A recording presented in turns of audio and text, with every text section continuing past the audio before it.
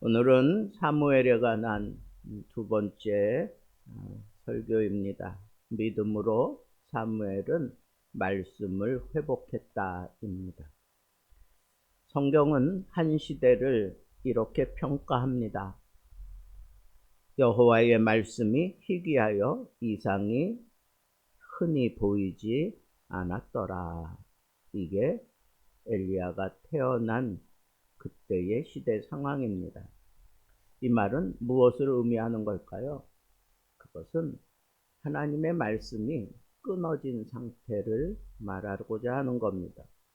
이건 단순한 정보가 부족하다라고 그렇게 치부하고 넘어갈 게 아닙니다. 더 중요한 것은 하나님과의 그 연결이 끊어진 상태를 얘기하는 거예요. 그러니까 우리가 하나님의 말씀을 듣지 않고 하나님의 말씀이 희귀한 그때를 살아가면 우리는 하나님과의 이 관계가 끊어졌다라고 판단할 수밖에 없습니다. 그래서 그 시대 상황은 말씀이 없기 때문에 방향이 올바르지 못해요. 그리고 기준도 없습니다. 그리고 분별력이 없습니다. 그러니까 결국 어떻게 되는 거예요? 자기 눈에 선한 대로 하는 거예요. 자기 판단에 선한 대로 하는 겁니다. 오늘 시대도 비슷하지 않을까요? 정보는 넘치는데, 지식은 많은데, 정작 하나님의 말씀은 참 희귀하다. 왜 이렇게 표현할까요? 하나님과의 관계가 올바로 그렇게 설정되지 않은 채로 신앙생활 한다고 떠드는 사람들이 너무 많기 때문에 그렇습니다. 바로 이러한 혼란의 시대에 하나님께서 한 사람을 선택하셨는데 그분이 바로 사무엘이었던 겁니다. 어린 사무엘이 어머니가 성전에 갖다 바쳤습니다. 그런데 하나님께서 갑자기 사무엘을 부릅니다. 사무엘아, 사무엘아. 그러니까 자다 말고 벌떡 일어나서 그 당시 제사장이었던 엘리에게로 달려갑니다. 세 차례나 그러는 거예요. 그럴 때 엘리가 깨달아요. 아, 이건 하나님이 너를 부르시는 거야 라고 그렇게 가르쳐 줍니다. 여러분, 그 시대의 영적인 상태를 책임져야 될 제사장이 이렇게 하나님의 음성도 구분해 내지 못할 정도로 그렇게 어두워져 있는 그런 상태인 것입니다. 그런데 여기서 희망은 뭡니까? 하나님이 하나님의 일을 하기 위해서 언제나 어떤 때나 어떤 시대 상황 속에서도 하나님은 계속 말씀하신다. 계속 말씀하신다는 거예요. 그 말씀에 민감해야 될 제사장이 몇 차례 똑같은 상황이 벌어지고 난 이후에야 아, 이건 하나님이 사무엘을 부르시는 거구나 라고 생각할 정도라면 그냥 보통 사람들은 하나님의 음성이 그렇게 계속 들려지는데도 못 듣는다는 거예요. 하나님은 말씀이 희귀한 때에도 언제나 하나님은 부르시고 언제나 말씀을 주시는 분이다 라고 하는 희망적인 메시지와 더불어 그 하나님의 말씀이 들려지는데도 그걸 모른다는 거예요. 들으면서도 모른다는 거예요. 그런데 하나님께서 이 사무엘을 직접적으로 그렇게 부르실 때의 그 상황에 대해서 이렇게 얘기합니다. 사무엘이 아직 여호와를 알지 못하고 말씀도 아직 그에게 나타나지 않았다. 여기 안다라고 하는 것과 말씀이 나타난다라고 하는 것을 우리가 동의어로 생각해야 된다고 하는 거예요.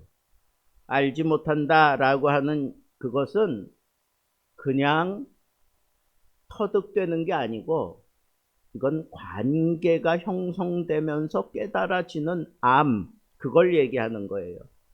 그러니까 우리가 하나님의 말씀이 들려지고 하나님의 말씀이 터득되어지면서 하나님과의 이 관계가 깊어진다라고 하는 것을 우리는 여기서 깨달을 수가 있습니다.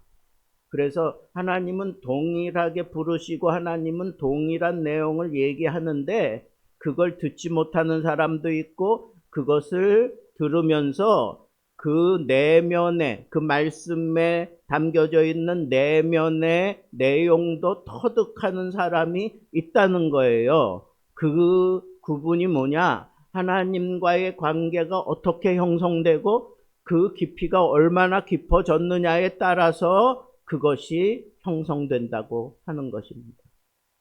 그래서 똑같은 말씀을 듣는데 어떤 사람은 그 말씀이 내 심령을 막 쿡쿡 찌른다고 그렇게 반응하며 눈물을 흘리는 사람이 있는가 하면 어떤 사람은 아무리 똑같은 얘기를 들으면서도 그 마음에 기별조차 없다고 그렇게 심드렁한 그런 표정을 듣는 사람들이 있는 겁니다.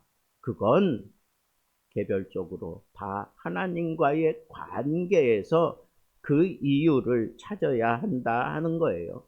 암만 소리 질러도 말씀을 받을 만한 그런 상태가 아니라면 말씀이 튕겨져 나와요. 저는 어찌 보면 말씀 전하는 삶이 내 인생의 4분의 3 정도 된다고 볼 수 있겠죠. 그러니까 말씀 전하다 보면 이분들이 지금 말씀에 귀를 기울이고 있구나, 말씀을 받아내고 있구나, 말씀을 깊이 받아들이고 있구나, 저 말씀을 듣고 저렇게 반응하는 거구나, 이런 게 다 보인다고요. 그러니까 말씀에 집중하고 말씀을 막 빨아들이는 사람들을 보면 증거하는 자는 더 신이 나고 그리고 더 막 그냥 열정이 자체적으로 막 끌어오르는 겁니다. 이게 어쩌면 선지자의 마음일 겁니다. 여러분, 어쨌거나 지금 이 사무엘을 부르시는 그때는 영적으로 무감각한 시대라는 거예요. 왜? 그 당시 영적인 상태를 짊어지고 있는 제사장 엘리가 눈이 어두워졌을 뿐 아니라 나이가 많아서 영적으로도 둔해졌다는 거예요. 여러분, 뭘 지금 얘기하고 싶은 걸까요? 그 시대 상황의 영적인 상태가 그렇다는 거예요. 말씀이 없는 게 아니에요. 희귀했다라고 하는 얘기는 실제로는 말씀이 있어도 듣지 못하는 상태다, 그런 거예요. 오늘 우리도 조심해야 합니다. 말씀을 듣지만 하나님과의 관계가 깊어지지 않고 예배는 드리지만 그리고 말씀이 막 쏟아지지만 내 마음에 감동이 없고 신앙생활을 하고 많은 사람들에게 예수 믿는 사람이라고 그렇게 인정받지만 다른 사람들에게 예수로 인한 조그마한 그런 영향도 끼치지 못하는 그런 상태가 나의 영적인 무감각 상태고 내 삶이 바로 영적인 무감각 상태라고 얘기해야 하는 겁니다. 자, 그런데 세 번째 부르심 이후 엘리가 깨닫고 난 다음에 사무엘에게 얘기하잖아요. 이건 하나님이 너를 부르시는 거야. 이렇게 해라. 말씀하옵소서. 주의 종이 듣겠나이다. 하나님, 내가 여기 있습니다. 말씀하옵소서. 주의 종이 듣겠나이다. 여러분, 이 문장이 회복되어지는 것이 바로 말씀이 깊어지는 거고 말씀이 회복되어지는 핵심입니다. 믿음은 어디서 난다고 그랬어요? 믿음은 들음에서 난다 그랬어요. 그러니까 주의 종이 듣겠나이다 라고 하는 것은 그냥 내가 이해할 수 있도록 하나님 나에게 말씀해 주십시오. 그 차원이 아니라 더 깊이 들어가서 내가 그 말씀을 듣고 순종할 준비가 되었습니다. 그걸 얘기하는 거예요. 하나님이 기대하는 말씀에 대한 반응은 바로 그거예요. 말씀을 듣고 그대로 순종하려고 하는 그런 의지, 그런 상태를 하나님이 기대하시고 그런 자와 이 말씀으로 교제하며 깊어지는 것을 우리는 알아야 합니다. 그러니까 말씀을 들을 때 말씀하옵소서 주의 종이 듣겠나이다 의역하면 내가 순종할 준비가 되었으니 나에게 말씀하옵소서 그런 말을 우리는 할 수 있어야 하고 그런 자세로 하나님의 말씀을 받아야 한다는 거예요. 많은 사람들이 말씀을 듣습니다. 그러나 변화되지 않습니다. 왜요? 순종할 준비가 되어 있지 않기 때문입니다. 그런데 하나님께서 사무엘에게 깊은 내용을 전달했습니다. 그리고 엘리가 궁금한 거예요.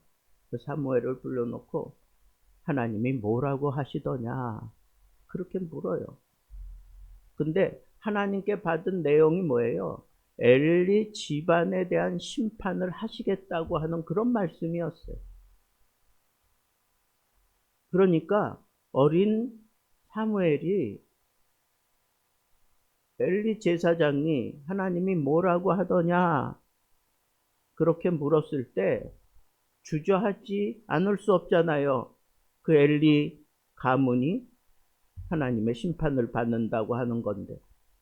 그런데 성경에 보니까 그 전하기 어려운 상황 그런 걸 다 되념치 않고 하나님이 주신 말씀 그대로 그 말씀을 그대로 전합니다. 성경이 얘기합니다. 하나도 숨기지 아니하였다. 하나도 숨기지 아니하였다. 우리가 말씀을 듣고 순종할 때에는 바로 이런 자세로 하는 거예요. 그 상황, 그런 사람들과의 관계 이런 거 아랑곳하지 아니하고 하나님이 나에게 주신 그 말씀을 그대로 선포할 수 있는 용기가 필요하고 그리고 그 말씀이 온전히 선포되어지기 위해서는 하나도 놓치지 않아야 되겠다고 하는 그런 자세로 선포하는 거예요. 어떻게 그럴 수 있을까? 바본가? 머리가 좀 모자란 거 아닌가? 지금 누구 손에 의해서 길러지고 있는데 그런데 그렇게 할 수 있는 사람은 어떤 사람이에요? 하나님의 말씀을 들으면서 하나님과의 관계가 깊어진 사람이에요. 하나님과의 관계가 깊어지고 그리고 그것이 가장 소중하다고 생각하는 사람. 첫 번째가 말씀을 말씀대로 그것이 사무엘이 이 세대를 말씀으로 회복시킬 수 있었던 아주 중요한 원리입니다. 그게 사무엘이 우리에게 보여주는 진짜 믿음이었던 겁니다. 말씀을 하나도 남기지 않고 그대로 전했더라. 말씀이 말씀되게 하는 것이 내 인생의 최고의 목적이고 그것이 가장 소중하다라고 느낄 수 있는 사람이야말로 말씀을 맡은 사람이고 말씀으로 자기의 인생을 살아가는 사람이 틀림없습니다. 하나님은 그런 자를 들어서 말씀이 희귀한 때에 자기 멋대로 행동하는 그런 혼탁한 시대에 결국은 이 말씀을 통해서 한 시대를 새롭게 하는 그런 역할을 할 수 있었던 것입니다. 그래서 그 결과 어떻게 됐습니까? 여호와께서 사무엘에게 말하는 거예요. 성경이 지적합니다. 여호와께서 그와 함께 계셔 그랬습니다. 여호와께서 그와 함께 계셔. 그래 놓고는 이렇게 얘기해요. 그의 말이 하나도 땅에 떨어지지 않게 하셨다. 그의 말이 하나도 땅에 떨어지지 않게 하셨다. 이건 말씀으로 살아가는 자의 영광이에요. 설교자의 영광입니다. 하나님이 인정한 말씀. 그것은 그 사람이 하나님의 말씀을 선포할 때 하나도 땅에 떨어지지 않게 하나님의 말씀뿐 아니라 사무엘이 말하는 모든 말이 땅에 떨어지지 않게 해주시는 그런 은혜를 하나님이 베풀어 주신다는 거예요. 내가 말씀으로 살아가노라면 하나님께서 그 사람을 이 세상에 그 누구도 함부로 다룰 수 없을 뿐 아니라 그의 말이 하나도 땅에 떨어지지 않게 하나님이 책임져 주신다는 겁니다. 한 사람이 있었습니다. 말씀을 오래 들었어요. 삶이 변하지 않았습니다. 그러다가 말씀을 듣는 가운데 어느 날 깨닫습니다. 나는 듣기만 했지 순종하려고 하지 않았다.